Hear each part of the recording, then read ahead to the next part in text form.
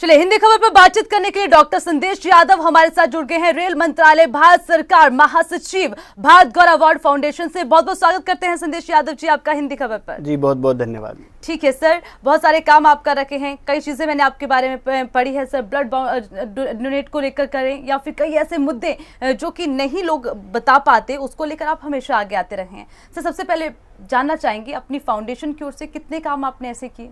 देखिए भारत गौरव award foundation देश के छुपी हुई प्रतिभाओं के लिए काम कर रहा है जी। पिछले 7 वर्षों से हम लोग कार्यरत हैं। भारत के हर राज्य में हमारे लोग हैं।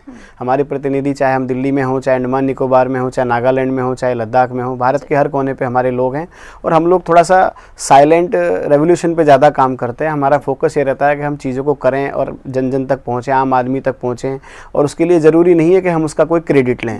ब्लड डोनेशन कैंप हों, चाहे देश के हमारे फौजियों के संबंध में कोई काम हो, चाहे किसी भी प्रकार का कोई आयोजन हो, बहुत सारे प्रकार के आयोजनों को मिलकर, या खेलों को बढ़ावा देना हो, कला एवं संस्कृति को बढ़ावा देना हो, ऐसा कोई भी क्षेत्र है जहां हम लोग काम कर रहे हैं। और शायद हम लोग कोशिश कर रहे हैं कि हम किसी भी क्षेत्र से अछूते ना रहें। और उसके लिए हमारी पूरी टीम बधाई की पात्र है। हमारी भारत गौरव अवार्ड फाउंडेशन परिवार से जुड़ा हर एक व्यक्ति उसके लिए बधाई का पात्र है। ठीक है सर, बहुत अच्छी बात है सर, अच्छा काम आप कर रहे हैं। सर कोरोना काल चल रहा है जी सर, आप देख रहे हैं वर्तमान स्थिति क्या है, उसको लेकर आप क्या कहना चाहेंगे? देखिए भारत गौरव अवार्ड फाउंडेशन ने पिछले कुछ समय पहले हम लोगों ने कोरोना सेनानी सम्मान से लोगों को नवाजा। उनके अंदर एक ऊर्जा भरी कि भाई जो लोग अपने परिवारों के साथ इस दुख की परिस्थिति में, इस कोरोना संक्रमण के क्षेत्र में लोगों का समाज सेवा कर रहे हैं, लोगों को खाना खिला रहे हैं, रेल की पटरियों पर ढूंढ ढूंढ के उनको घर का आश्रय दे रहे हैं, उनको रख रहे हैं, समझा रहे हैं और उनको इस परिस्थिति से अवगत करा रहे हैं। उन लोगों के लिए जो भी हम लोग कर पा रहे थे किया। हम लोगों ने कोरोना सेनानी सम्मान से बहुत सारे लोगों को देश में नवाजा और उनके अंदर फिर से एक नई ऊर्जा का संचार किया। और आज वो लोग आज भी सब अपने अपने क्षेत्रों में कार्यरत हैं। बहुत सारे युवा साथी हैं हमारे जिन्होंने बहुत अच्छा काम किया है, वो भी बधाई के पात्र हैं। जी बिल्कुल सही बात सर आप कह रहे हैं। सर जानना चाहेंगे कि कैसे जरूरतमंदों तक आपने सुविधाएं पहुंचाई और कैसे लोगों को जागरूक करने का काम किया, क्योंकि सर बहुत अच्छी बात है, सबसे ज्यादा जरूरी होता है लोगों को जागरूक करना, उन्हें बूस्टअप करना। तो ये काम आपने कैसे किया सर? देखिए हमारे जितने भी युवा साथी हमारे भारत गौरव अवार्ड फाउंडेशन परिवार से या हमारे लोकसभा क्षेत्र से जितने भी लोग थे या जो पार्टी के हमारे कार्यकर्ता संपर्क में हैं, हमने सब लोगों के साथ संपर्क साधा। उनको अलग अलग क्षेत्रों में उनकी ड्यूटी लगाई, अलग अलग क्षेत्र में उनको साधन और संसाधन मुहैया कराए, लोगों को समझाने के लिए उनको पहल कराई। और हमने बहुत सारी टीमों को रेलवे लाइनों पर लगाया क्योंकि बहुत लोगों ने अपने अपने घर जाने के लिए रेलवे लाइनों का सहारा लिया। वहाँ से लोगों को हमने कन्वेंस किया, उनको पहुँचाया।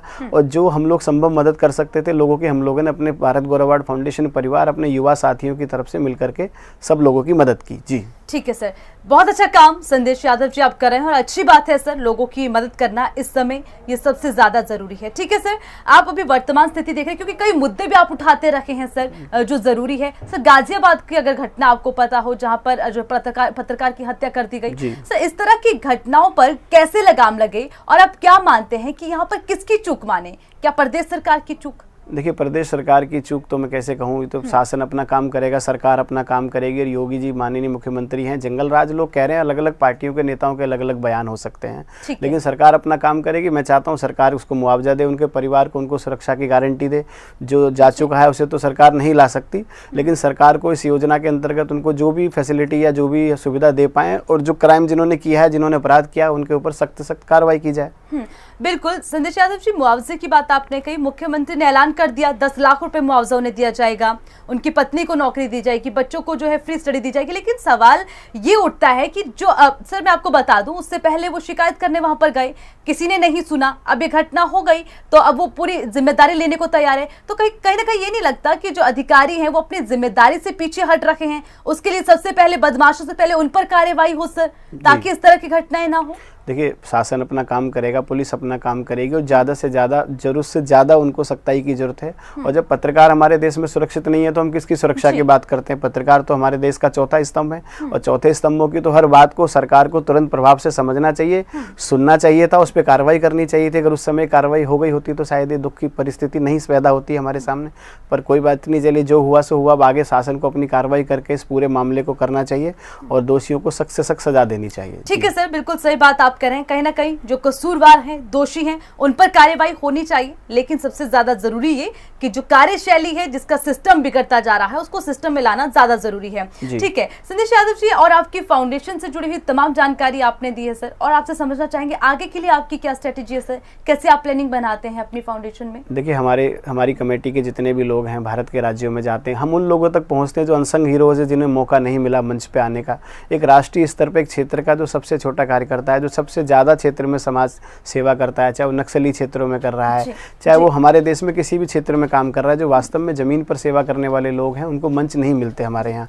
हम उस मंच को साझा करते हैं, लोगों को देश के सामने लाते हैं, उनकी बातों को, उनकी उपलब्धियों को सरकार तक पहुँचाते हैं। भारत गौरव के माध्यम से कितने लोग ऐसे हैं जिनको देश में राष्ट्रीय युवा पुरस्कार से सम्मानित किया गया, पद्मश्री पुरस्कार से सम्मानित किया, बहुत सारे लोगों को सरकार ने नवाजा, उसके बाद उनको रिकॉग्नाइज भी किया।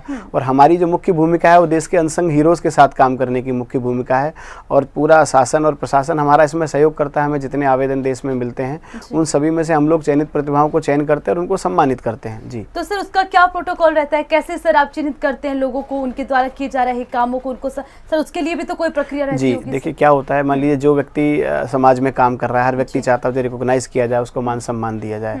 अब उन लोगों में मान लीजिए 3000 लोगों ने हमें आवेदन किया, 3000 लोगों में से 30 लोगों को चयनित करना है। अब हमारे लिए बड़ा टफ प्रक्रिया होती है। हम शासन से हमारी पूरी टीम, हर व्यक्ति की पर्सनल लेवल पे जो भी हमें उनकी जानकारी जुटानी है हम जुटाते हैं, जो भी हमें उनसे संबंधित चीज़ों के लिए काम करना होता है हम लोग काम करते हैं। और सबसे ज़्यादा जो हमारा मकसद है उन लोगों के लिए है जो वास्तव में मंच तक नहीं पहुँचे, और जो हमारे देश में एक रेखा लोगों के मन में है कि भाई जो पुरस्कार सब उन्हीं लोगों को मिलते हैं जिनका कोई माध्यम होता है, जिनकी कोई सरकार में पहचान होती है, लोग सिस्टम से जुड़े होते हैं। इन सारी चीज़ों को हमने दरकिनार किया है। हमारे यहाँ कोई इस तरह की फॉर्मेलिटी नहीं है। जो आदमी काम करेगा हम उसके काम के आधार पर उसको सम्मानित करते हैं और उसका चयन करते हैं। जी बिल्कुल। संदेश यादव जी, आप बधाई के पात्र हैं। ऐसे लोगों को आप मंच दे रखे हैं जिन्हें मंच नहीं मिल पाता है, कहीं ना कहीं उनका हुनर भीड़ में खो जाता है। सिर्फ 30 सेकेंड अगर आप जनता को कोई संदेश देना चाहते हैं। देखिए, जितना भी हमारे देश का माहौल है, हम आज भी कोरोना संकट में हैं और आज भी कोरोना का संक्रमण दिन प्रतिदिन बढ़ रहा है, और हम लोगों को इस समय सबसे ज़्यादा अपनी सुरक्षा करनी चाहिए, अपना आप का ध्यान रखना चाहिए। हम सुरक्षित रहेंगे तो देश सुरक्षित रहेगा, और जब हम जितना अपने परिवार के लोगों का सम्मान करेंगे, परिवार के लोगों का ध्यान रखेंगे, उतना हम देश का ध्यान रख पाएंगे।